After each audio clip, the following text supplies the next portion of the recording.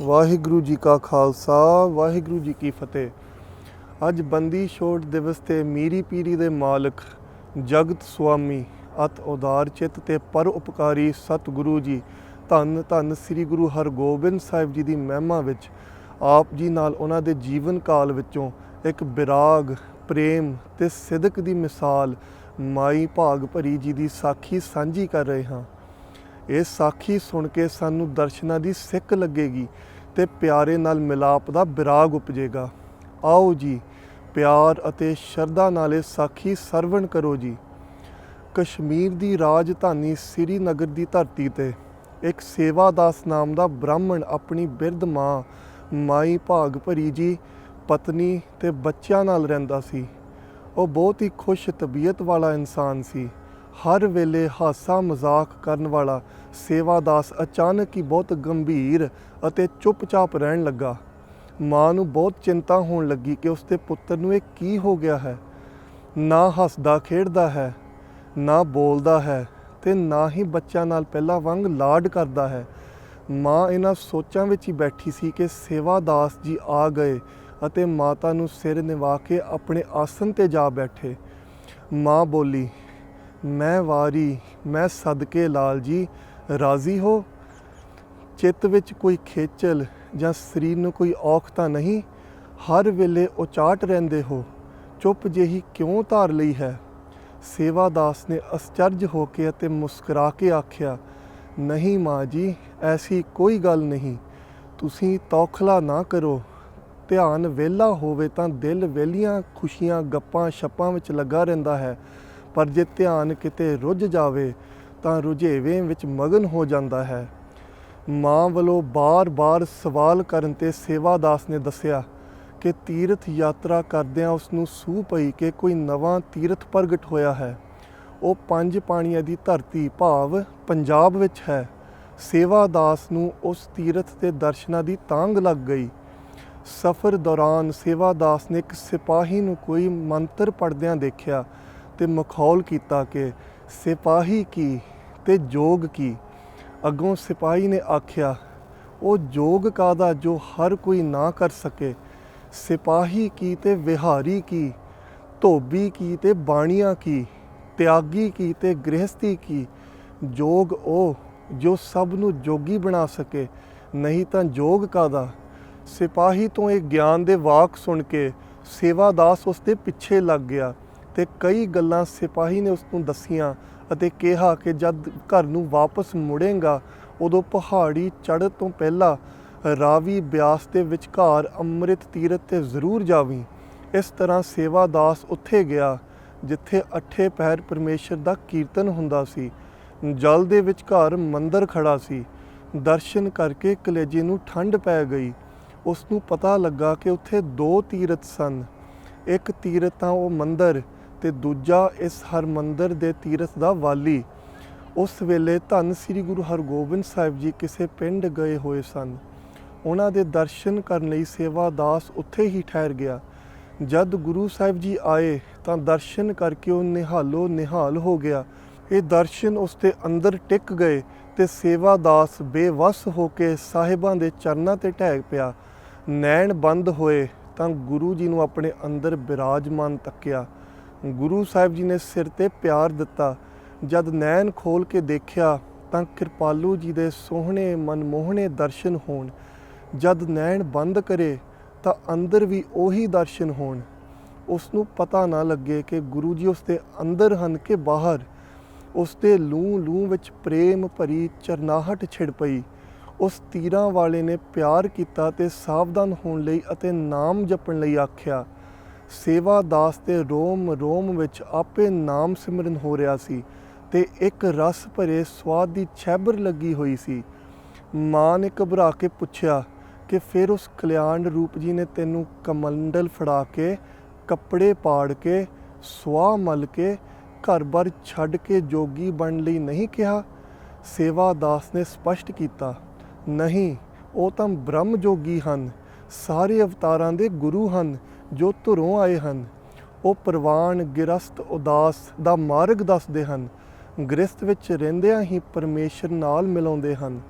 ਇਹ ਸੁਣ ਕੇ ਮਾਂ ਦੀ ਖੁਸ਼ੀ ਦੀ ਹੱਦ ਨਾ ਰਹੀ ਕਿ ਕੋਈ ਐਸਾ ਅਵਤਾਰ ਕਲਯੁਗ ਵਿੱਚ ਆਇਆ ਹੈ ਜੋ ਉਸ ਦੇ ਪੁੱਤਰ ਨੂੰ ਉਸ ਤੋਂ ਖੋਵੇਗਾ ਨਹੀਂ।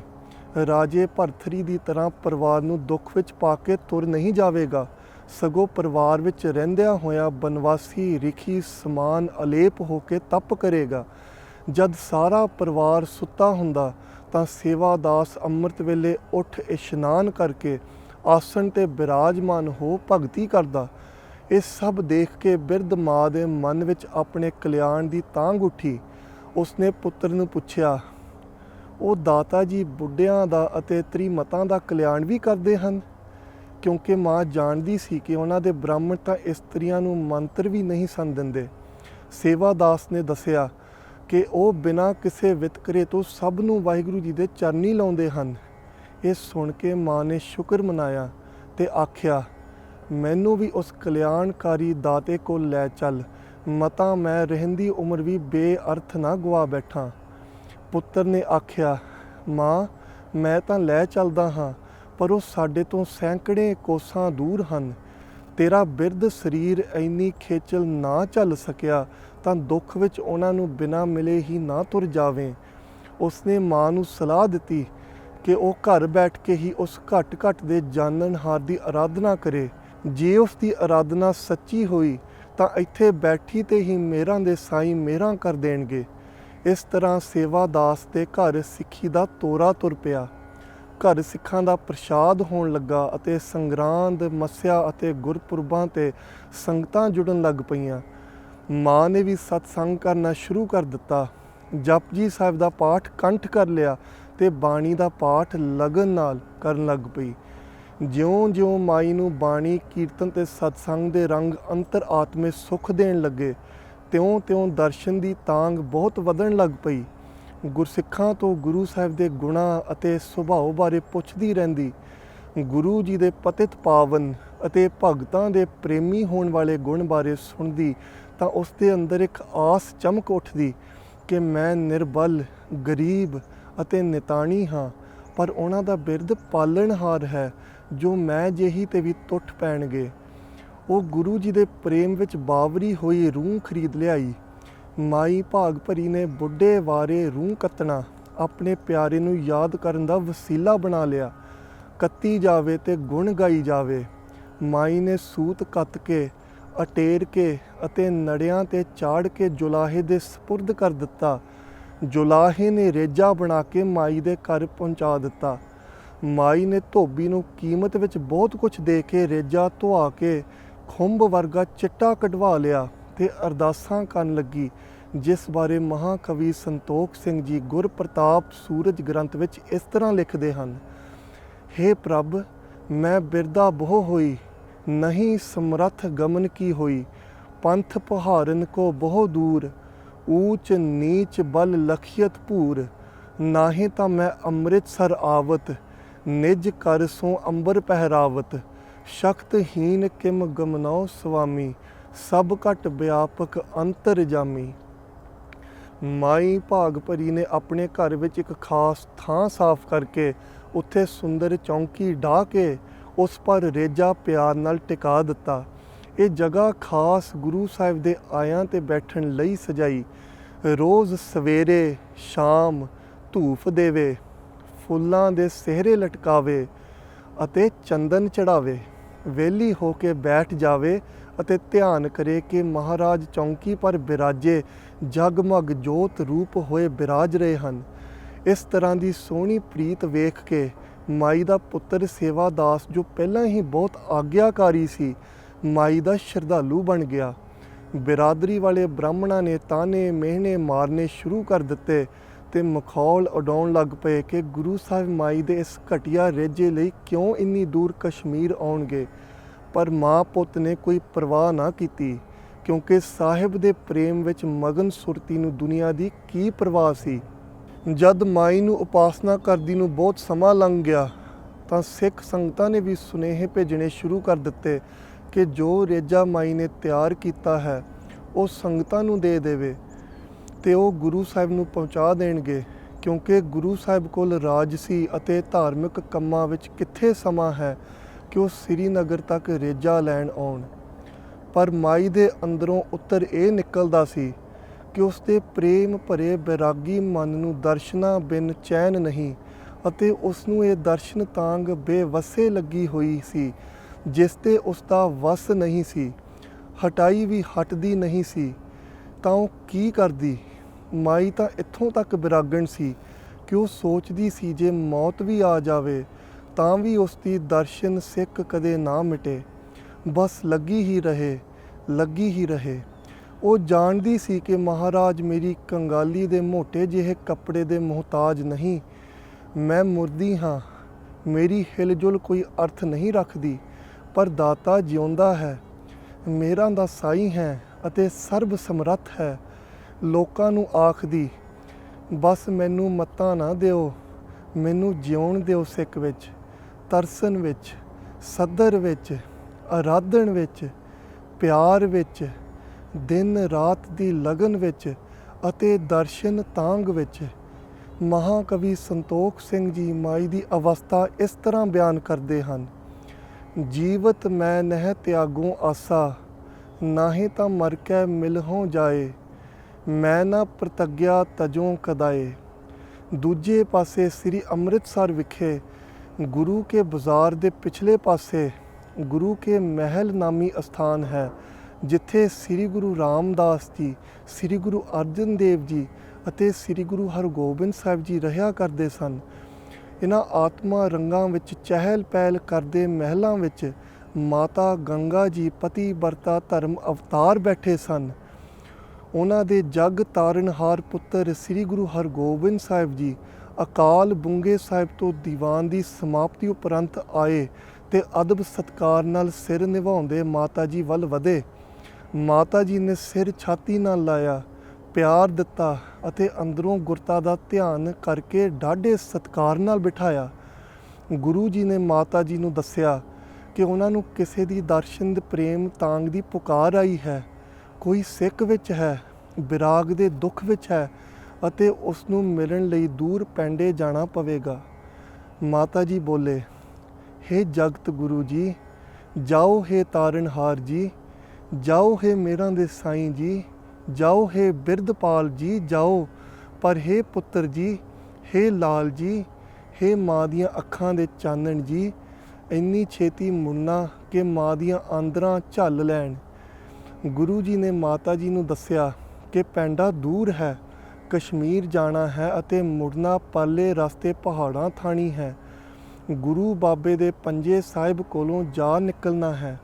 ਇਸ ਤਰ੍ਹਾਂ ਮਾਤਾ ਜੀ ਤੋਂ ਵਿਦਾ ਹੋ ਕੇ ਗੁਰੂ ਸਾਹਿਬ ਜੀ ਡੇਰੇ ਗਏ ਅਤੇ ਉੱਥੇ 94 ਸੂਰਮੇ ਨਾਲ ਚੱਲਣ ਲਈ ਤਿਆਰ ਕੀਤੇ ਅਤੇ ਪਿੱਛੇ ਦਾ ਇੰਤਜ਼ਾਮ ਯੋਗ ਕਰਮਚਾਰੀਆਂ ਨੂੰ ਸੌਂਪ ਕੇ ਆਪ ਤੁਰ ਪਏ। ਸਤਿਗੁਰਾਂ ਨੇ ਅੰਮ੍ਰਿਤਸਰੋਂ ਤੁਰ ਕੇ ਸੰਗਤਾਂ ਨੂੰ ਨਿਹਾਲ ਕਰਦੇ ਹੋਏ, ਪ੍ਰੇਮੀਆਂ ਨੂੰ ਤਾਰਦੇ ਹੋਏ, ਜੀਵਾਂ ਦੇ ਉਧਾਰ ਹਿੱਤ ਕਈ ਜਗ੍ਹਾ ਰਸਤੇ ਵਿੱਚ ਰੁਕਦੇ ਰਕਾਉਂਦੇ ਹੋਏ ਕਸ਼ਮੀਰ ਵੱਲ ਪਿਆਨਾ ਕੀਤਾ।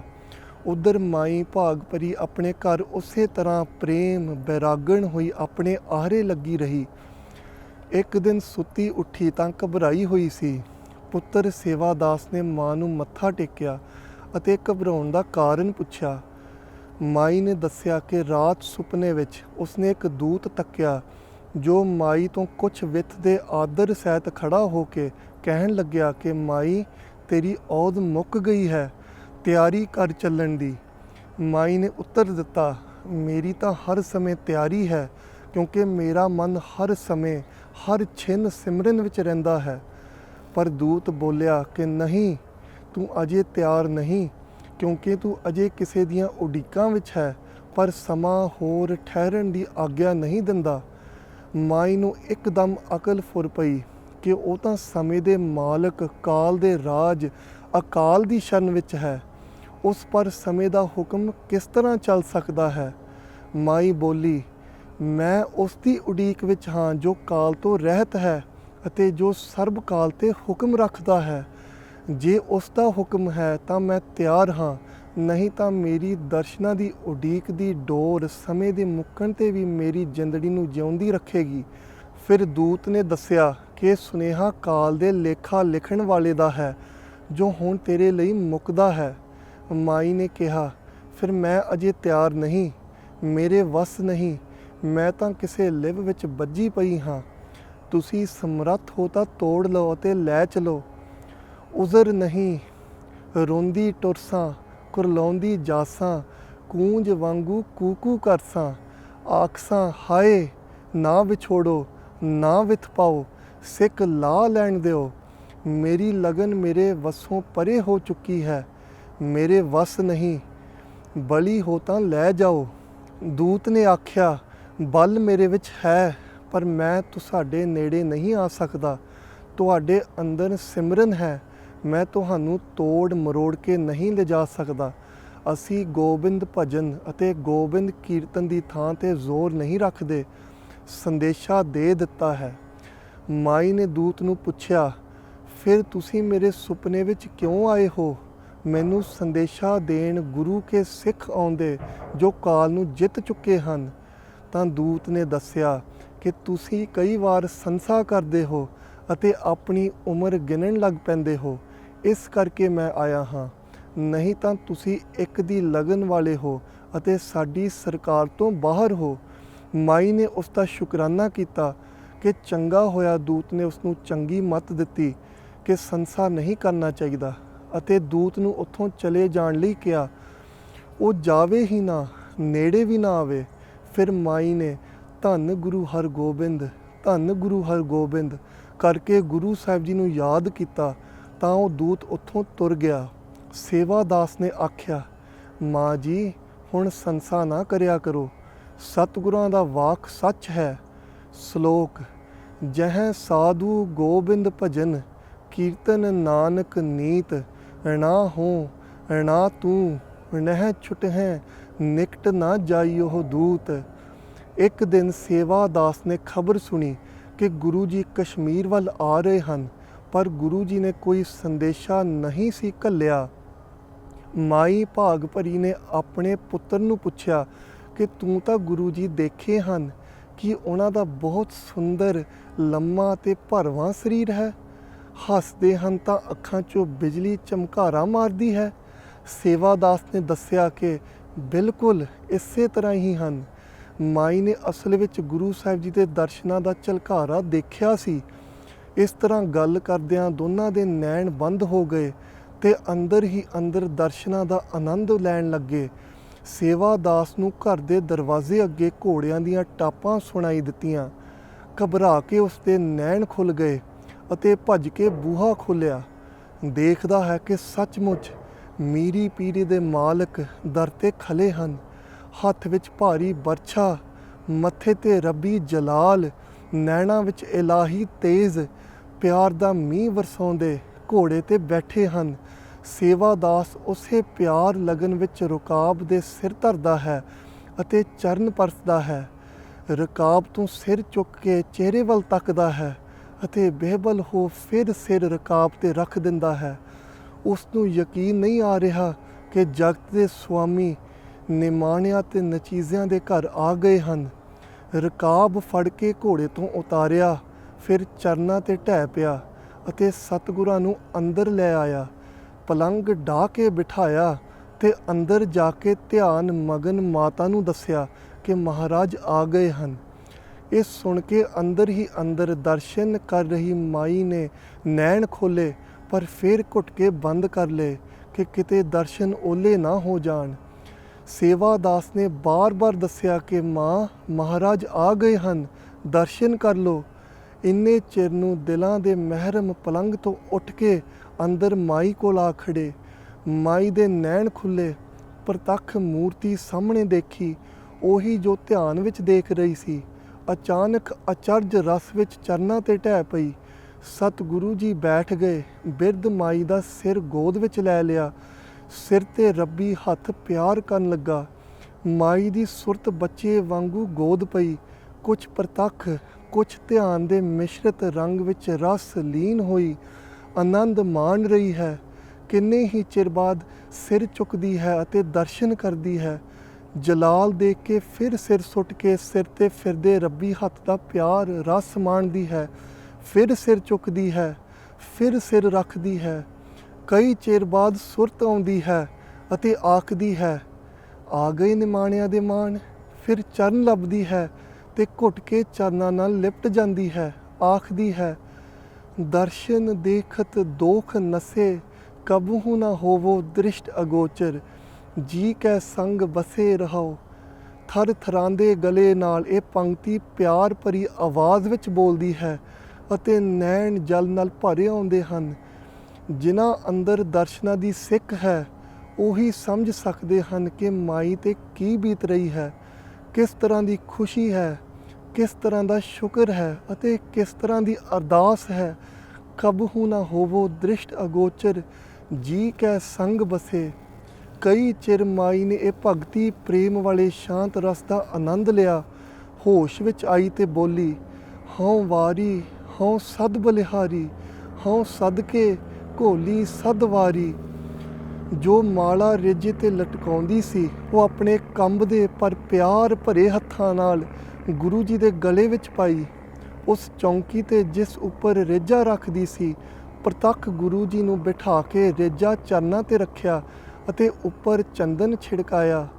ਭਗਤ ਵਛਲ ਜੀ ਨੇ ਮਾਈ ਨੂੰ ਕਿਹਾ ਕਿ ਉਹਨਾਂ ਦੇ ਕੱਪੜੇ ਮੈਲੇ ਹੋ ਗਏ ਹਨ, ਆਪਣੇ ਰੇਜੇ ਦੇ ਕੱਪੜੇ ਪਹਿਨਾਵੇ ਜੋ ਪਹਿਨਣ ਉਹ ਆਏ ਹਨ। ਮਾਈ ਨੇ ਦਰਜੀ ਨੂੰ ਬੁਲਾਇਆ ਤੇ ਉਸੇ ਵੇਲੇ ਰੇਜਾ ਕੱਟ ਕੇ ਗੁਰੂ ਜੀ ਲਈ ਜਾਮਾ ਸੀਤਾ ਅਤੇ ਪਹਿਨਾਇਆ। ਗੁਰੂ ਜੀ ਨੇ ਉਸ ਵੇਲੇ ਅਜਿਹੀ ਦ੍ਰਿਸ਼ਟ ਪਾਈ ਕਿ ਮਾਈ ਦੇ ਨੈਣ ਅੰਦਰੋਂ ਖੁੱਲ੍ਹ ਗਏ ਅਤੇ ਐਸੀ ਅਵਸਥਾ ਪਾ ਲਈ ਜਿਸ ਨੂੰ ਜੋਗੀ ਵੀ ਤਰਸਦੇ ਹਨ। ਯਥਾ ਗੁਰਬਾਣੀ ਦਾ ਵਾਕ ਹੈ, ਜਾਂ ਗਤ ਕਉ ਜੋਗੀਸ਼ਵਰ ਬਾਂਛਤ, ਸੋ ਗਤ ਛਿਨ ਮਹਿ ਪਾਈ। ਇਹ ਹੈ ਮੀਰੀ ਪੀਰੀ ਦੇ ਮਾਲਕ ਸ਼ਾਹੇ ਸ਼ਹਿਨਸ਼ਾਹ ਧੰਨ ਧੰਨ ਸ੍ਰੀ ਗੁਰੂ ਹਰਗੋਬਿੰਦ ਸਾਹਿਬ ਜੀ ਦੇ ਗਰੀਬ ਨਿਵਾਜ਼ ਭਗਤ ਵਛਲ, ਨਿਮਾਣਿਆਂ ਦੇ ਮਾਣ, ਨਚੀਜ਼ਿਆਂ ਦੇ ਚੀਜ਼, ਬਿਰਧ ਵਾਲੀ ਅਚਰਜ ਕਰ ਦੇਣ ਵਾਲੀ ਸਾਖੀ। ਗੁਰੂ ਸਾਹਿਬ ਜੀ ਸਾਡੇ ਨਿਮਾਣਿਆਂ 'ਤੇ ਵੀ ਕਿਰਪਾ ਕਰਨ। ਮਾਈ ਭਾਗ ਭਰੀ ਜਿਹਾ ਪ੍ਰੇਮ, ਸਿਦਕ, ਭਰੋਸਾ, ਭਗਤੀ ਅਤੇ ਦਰਸ਼ਨਾਂ ਦੀ ਸਿੱਖ ਬਖਸ਼ਣ ਤਾਂ ਕਿ ਸਾਡਾ ਜੀਵਨ ਵੀ ਸਫਲ ਹੋ ਜਾਵੇ। ਵਾਹਿਗੁਰੂ ਜੀ ਕਾ ਖਾਲਸਾ, ਵਾਹਿਗੁਰੂ ਜੀ ਕੀ ਫਤਿਹ।